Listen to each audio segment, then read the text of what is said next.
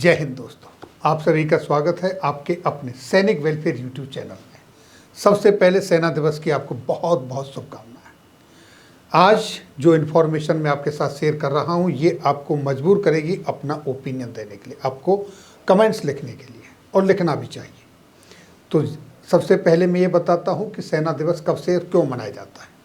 1949 में British army commander से जब पहली बार तत्कालीन लेफ्टिनेंट जनरल करियप्पा साहब ने कमान संभाली थी, जो कि first commander in chief of Indian army बने थे, बाद में फील्ड मार्शल बने। तब से लेकर अब तक सेना दिवस मनाया जाता है हर 15 जनवरी को, और इस बार 77वां सेना दिवस मनाया गया है। और सेना दिवस के शुभ अवसर पर जो हमारे जवान होते हैं, सैन्यकर्मी होते हैं, उनके उत्कृष्ट त्याग, बलिदान, अमूल्य योगदान के लिए गैलेंट्री अवार्ड, सेना मेडल और chief of army staff and vice chief of army staff के कमेंडेशन कार्डों से सम्मानित किया जाता है। तो चलिए अब शुरू करते हैं कि इस बार चीफ ऑफ आर्मी स्टाफ के कमेंडेशन कार्ड मिले, वो मिले टोटल 753, और उनका डिस्ट्रीब्यूशन इस तरीके से है। 50% कार्ड उनमें से जो मिले वो मिले दोस्तों ऑफिसर्स को, और 50% कार्ड ही मिले जेसीओ और जवानों को। लगभग 50-50% दोनों को मिले। अब देखिए आगे कि उनका डिस्ट्रीब्यूशन किस तरीके से हुआ।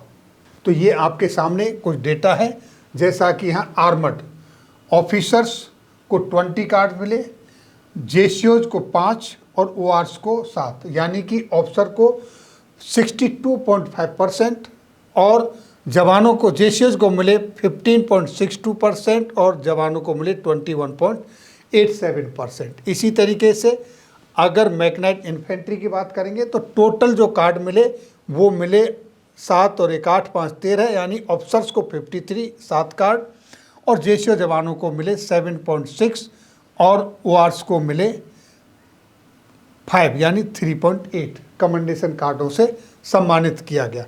इसी तरीके से अगर आप इन्फेंट्री के देखेंगे तो टोटल ऑफिसर्स 122 को मिले, यानी 44% ऑफिसर्स को कमेंडेशन कार्ड मिले, और जेसीओज को 29 को मिले, यानी 10.54%, और जवानों को मिले 124 यानी 45%। इसी तरीके से आप आर्टिलरी के देखेंगे, जहां पर टोटल ऑफिसर्स को 38 को कमेंडेशन कार्ड से सम्मानित किया गया, और जेसीओज को 4 और जवानों को 14, यानी कि 67 7 और 25%। इसी तरीके से देखिए दोस्तों इंजीनियर में मिले अफसर्स को 25 को मिला तो 41.6%, जेसीओज को 8 को मिला तो 13.3%, और जवानों को 27 को मिला 45%। इस तरह सिग्नल देखिए 61, इस तरीके से बाकी सबको टोटल कार्डों का डिस्ट्रीब्यूशन हुआ। यहीं पर आर्मी, नेवी, एयरफोर्स इन सबको भी मिले। आप जैसा यहाँ देख रहे हैं, फोर्स में दोस्तों टोटल 8 को सम्मानित किया, जहाँ पर एक अफसर्स को सम्मानित किया गया तो वहाँ पर 12.5% का रेशियो, जेसीओज को किया गया तो 4 को किया गया 50%, और जवानों को मिला 3 को।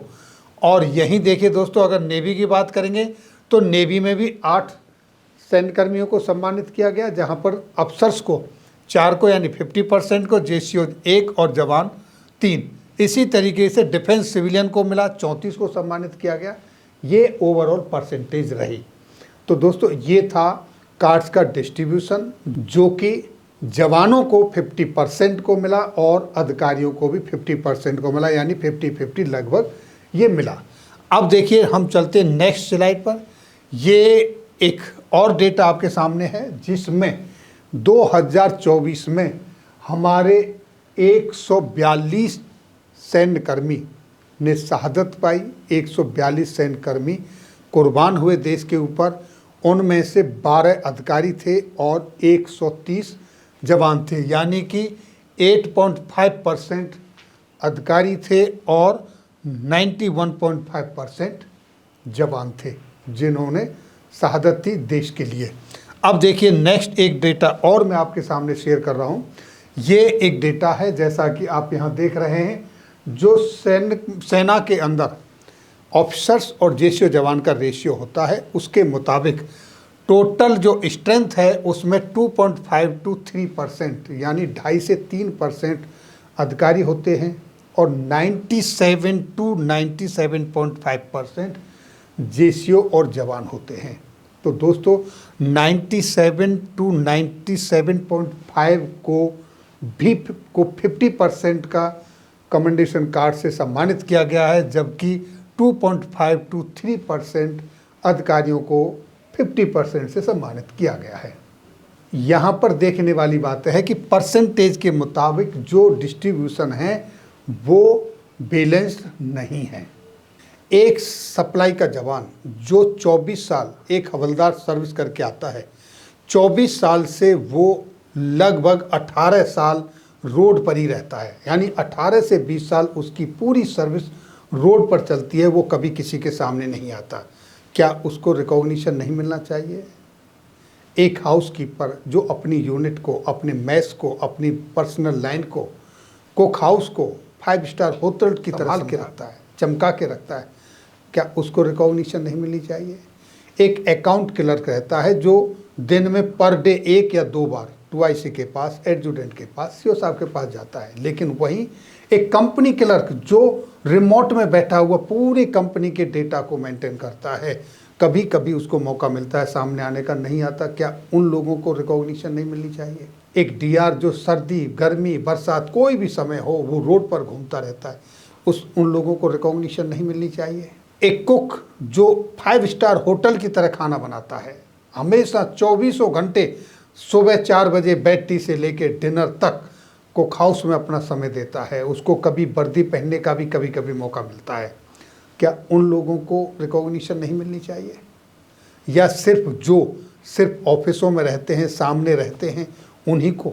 और सच्चाई तो ये है कि जो हेडक्वार्टरों में रहते हैं, जो नज़दीक रहते हैं, उन्हीं को ये सारी चीज़ें, क्या ये डिस्ट्रीब्यूशन, क्या ये सही है या यहाँ पर किसी सुधार की आवश्यकता है? ये ओपन क्वेश्चन है, आप सबके सामने है। आपकी इसके ऊपर क्या राय है? अपनी राय जरूर दें। तो दोस्तों ये आपके सामने है, कहाँ ये परसेंटेज, कहाँ ये परसेंटेज, और ये भी आपके सामने है। अगर वहाँ की बात करें तो 2024 की जो शहादत का कहाँ ये परसेंट आपने देखा, और अगर अवार्ड की बात करें, सम्मान की बात करें, तो कहाँ ये परसेंटेज जो आप देख रहे हैं किस तरीके से है। इस पर आपका अपना बहुमूल्य ओपिनियन और राय अवश्य दें।